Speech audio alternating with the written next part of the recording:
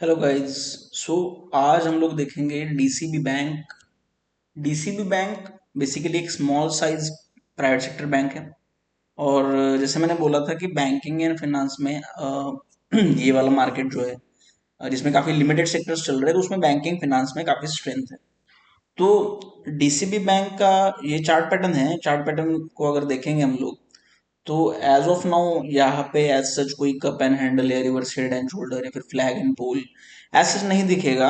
But short term में नहीं दिखेगा, एक साल के चार्ट में नहीं दिखेगा। यहाँ पे ये 10 डेज मूविंग एवरेज पे खड़ा है बेसिकली, मतलब 10 डेज मूविंग एवरेज को लेके चल रहा है। कब से? एक महीने से, एक डेढ़ महीने से चल रहा है, 17 अक्टूबर से। यहाँ पे बहुत ज्यादा वॉल्यूम में बाइंग आई थी, आप देख पा रहे हैं यहाँ पे।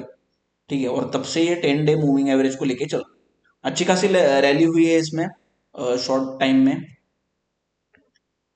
जैसे कि मैं यहाँ पे देखूं, अगर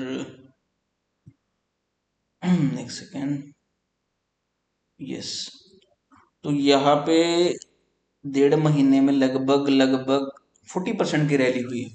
ठीक है, तो इतनी रैली होने के बाद भी फिर हम लोग ये चार्ट क्यों देख रहे हैं? तो लॉन्ग टर्म का अगर मैं खोलूँ यहाँ पे चार्ट, तो देखिए कि ये इसका बहुत सबसे मतलब काफी लॉन्ग टर्म का चार्ट है, एक महीने का ही बोल सकते हैं। मतलब ये 2006 से है। और 2006 से लेके ये पहला पिक नीचे आया, ऊपर फिर गया 2015 में, फिर नीचे आया, ऊपर गया, फिर नीचे, फिर ऊपर 2019 में। और फिर कोविड में बड़ा सारा क्रैश हुआ। कोविड के क्रैश के बाद ये चला नहीं है, इसलिए अभी फिलहाल बैंकिंग फाइनेंस में स्ट्रेंथ होने का एक कारण वो भी है। काफी सारे बैंक जो है या फिर फाइनेंस सेक्टर की एनबीएफसी जो है, वो कोविड की रैली में पार्टिसिपेट की ही नहीं है, इसलिए उनका वैल्यूएशन रिजनेबल है, सस्ता है, और ग्रोथ भी वो दिखाते हैं। तो इसमें अगर यहाँ से मैं ये रेंज अगर पकड़ूं, ठीक है, ये रेंज अगर मैंने निकाली, तो मोटा मोटी यहाँ से जो टारगेट नजर आता है वो 50%, दैट इज 280 तक नजर आता है। अभी फिलहाल प्राइस क्या चल रहा है? 183। तो ये बड़ा लॉन्ग टर्म का व्यू है। 50% यहाँ से अब मे बी एक साल लगेगा, या फिर कितने दिनों में आ जाए हमको पता नहीं। तो क्या 5 साल में कोई चार्ट पैटर्न दिखता है? तो यहाँ पे एक हम लोग ऐसा बोल सकते हैं कि एक कप एंड हैंडल पैटर्न बना हुआ है। 5 साल का अगर चार्ट खोलेंगे तो यहाँ पे एक कप और ये एक हैंडल बना हुआ नजर आता है। तो ये कप एंड हैंडल का टारगेट अगर देखेंगे, ये बॉटम से अगर पकड़ेंगे, यहां तक रखेंगे इसको ऊपर, तो ये लगभग लगभग ये टारगेट जो है अचीव होने को आया। ठीक है, कुछ परसेंट ही आप, लेकिन इसको चार्ट पैटर्न के बेसिस पे ट्रेडिंग करने के बजाय थोड़ा सा लॉजिकली आपको फंडामेंटल्स पे ट्रेडिंग करना चाहिए। डीसीबी बैंक का अगर मैं कंपेयर करूं दो अलग बैंक से, सीएसबी और सिटी यूनियन बैंक, तो हमको अच्छे से पिक्चर समझ में आएगा। डीसीबी बैंक छोटा बैंक है, 6 करोड़ का, 6,000 करोड़ का मार्केट कैप है। और मैंने आपको जैसे बताया था कि जो बैंकिंग फाइनेंस होता है उसमें आप प्राइस टू बुक देखते हैं, ना कि प्राइस अर्निंग रेशो। इसलिए प्राइस टू बुक जो रेशो है यहाँ पे 0.97, मतलब ये बुक वैल्यू से भी सस्ता है।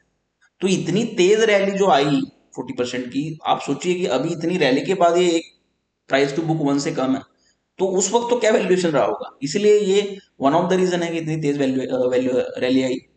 और इतनी तेज रैली आने के बाद भी अभी भी स्कोप लगता है, क्योंकि प्राइस टू बुक 1 है और इनका रिटर्न ऑन इक्विटी कितना है? लगभग 11-12%। तो ये लॉजिक मैंने बताया था कि अगर 5-6% का, 6% का अगर आपका आरओई है, तो प्राइस टू बुक होना चाहिए एक, और 12% के हिसाब से होना चाहिए दो, 18% के हिसाब से होना चाहिए तीन। ठीक है, सो लाइक वाइज। ठीक है, क्योंकि एफडी पे अपने को कितना मिलता है? 6% मिलता है।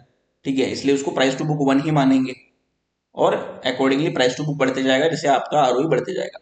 यहाँ पे हम लोग देख रहे हैं कि जो बीच में बहुत ज्यादा एक महीने के लिए बाइंग हुई, तो यहाँ पे कोई बल्क डील हुई थी क्या? क्योंकि बहुत वॉल्यूम में बाइंग हुई थी, तो यहाँ पे किसी ने बाय तो किया है, नाम नजर नहीं आया, लेकिन 20 अक्टूबर पे बाय हुआ है, और 23 अक्टूबर पे बाई हुआ है। और बाइंग, ऑब्वियसली कोई बाइंग किया कोई सेलिंग किया, लेकिन बाइंग करने वाले की ताकत ज्यादा थी इसलिए प्राइस बढ़ी। ठीक है। इस बैंक में प्रमोटर थोड़े से हैं, FII है, DII है, पब्लिक में कोई है क्या? तो पब्लिक में ऐसा कोई बड़ा, ठीक है, मेजर नाम नहीं है। लेकिन इसका अगर मैं कॉन्फ्रेंस को पावर पॉइंट प्रेजेंटेशन खोलूँ, तो पावर पॉइंट प्रेजेंटेशन में कुछ पैरामीटर्स में मैं देखना चाहता हूँ, जैसे कि इसका अभी का जो रिजल्ट था उसमें इन्होंने कैसा परफॉर्मेंस दिखाया है।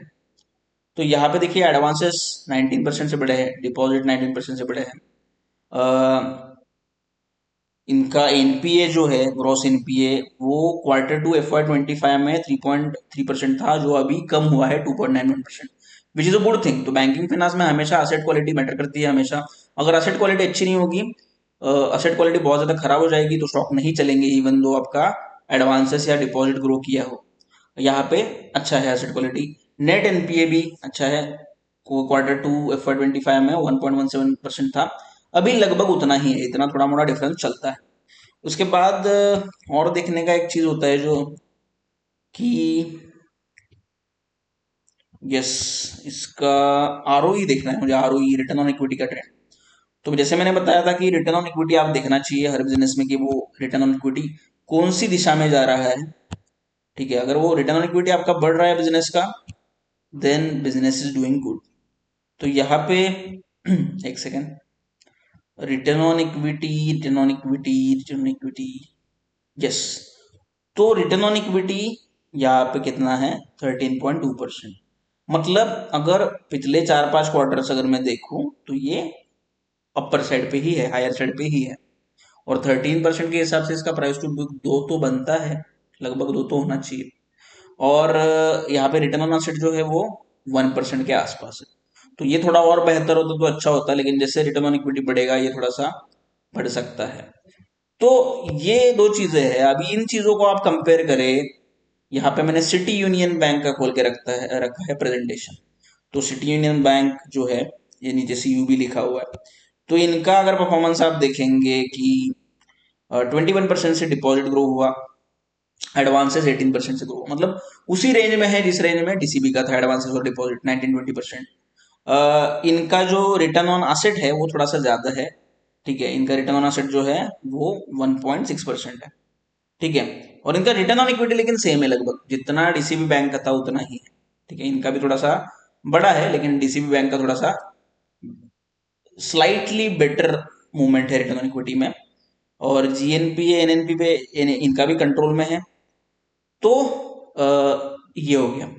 अभी सिटी यूनियन बैंक का जो गाइडेंस है रिगार्डिंग की लोन बुक ग्रोथ का, वो बोलते हैं कि हम लोग हाई टीन्स में करेंगे। हाई टीन्स मतलब क्या? 15% से लेके 18% तक। और DCB बैंक का क्या गाइडेंस है लोन बुक को लेके? तो इनका गाइडेंस तो काफी बढ़िया है। जैसे ये लोग बोल रहे कि 3-3.5 साल में हम लोग लोन बुक को डबल कर देंगे। ठीक है, और ये दोनों का कंपैरिजन हो गया। तो ये आप डीसीबी बैंक का हमने तो देखा था, प्राइस टू बुक 1 था लगभग। सिटी यूनियन बैंक का प्राइस टू बुक कितना है देखते हैं। तो सिटी यूनियन बैंक का प्राइस टू बुक जो है वो 2 है, मतलब डबल है डीसीबी बैंक का। हालांकि ROE सेम है। और इक्विटी शेयर होल्डर को मैटर क्या करना चाहिए कोई भी बिजनेस में? रिटर्न ऑन इक्विटी ज्यादा मैटर करता है। Even though ROA is important, return on asset is important in case of banking business, but मिलने क्या वाला है हमको एज एन इक्विटी होल्डर? हमको मिलने वाला है रिटर्न ऑन इक्विटी। इसलिए ROE को थोड़ा सा ज्यादा हम लोग मायने में रख सकते हैं। ROE दोनों बिजनेस का सेम है। और इसीलिए ऐसा लगता है कि एटलीस्ट 1.5 से लेकर 2 के बीच में DCB बैंक का री रेटिंग होना चाहिए। अभी थोड़ा सा री रेटिंग हो चुका है। इसको और एक बैंक के साथ कंपेयर करते हैं सिटी DCB बैंक को, वो है CSB। वो भी एक स्मॉल प्राइवेट सेक्टर बैंक है। तो इसमें देखिए रिटर्न ऑन इक्विटी इसमें भी 14% है। इसका प्राइस टू बुक कितना है? 1.54। ठीक है, मतलब वो DCB बैंक से इसका भी ज्यादा है। तो इसका अगर मैं इसका और क्या देखने का, इसका रिटर्न ऑन, ठीक है, इसका भी मैं आपको PPT खोल के दिखाता हूँ। ठीक है, जिससे कि हमको पता चलेगा कि इनका फिगर्स क्या है। तो इनका भी ऐसे ही बढ़ा, 25% से बढ़ा बेसिकली एडवांसेस। और डिपॉजिट जो है वो ग्रॉस एडवांसेस 29%, डिपॉजिट 25%। और इनका गाइडेंस जो है कैथोलिक सीरियल बैंक का, सीएसबी बैंक का, इनका गाइडेंस है कि ये 25% आराम से ग्रो कर ले। और ये वर्ड आराम से ये लोग यूज करते हैं, तो कॉन्फिडेंस दिखाता है इनका मैनेजमेंट का। इनका रिटर्न ऑन एसेट देखिए 1.5%। इनका नेट एनपीए तो इनका भी कंट्रोल में है, काफी कंट्रोल में है, 0.52%। और इनका जो प्राइस टू बुक रेशो है, तो मैंने तो बताया आपको 1.5% है। तो ये दोनों बैंक के कंपैरिजन में डीसीबी बैंक थोड़ा सा सस्ता लगता है, ठीक है। इसलिए हम एक बोल सकते हैं कि इवन दो यहाँ से 50% की अपसाइड अगर हम लोग देंगे, तो ये 1 का प्राइस टू बुक रेशो कितना हो जाएगा, 1.5 का हो जाएगा। और तब जाके थोड़ा सा प्रॉफिट भी तो होगा, अगर ये 4 क्वार्टर में ये अचीव हुआ, ठीक है, तो 4 क्वार्टर में तो और भी तो प्राइस टू बुक वैल्यू में एडिशन होगी ना, प्राइस टू बुक वैल्यू में और फिर से एडिशन होगी। कितनी एडिशन होगी बुक वैल्यू में डीसीबी बैंक का, देखते हैं।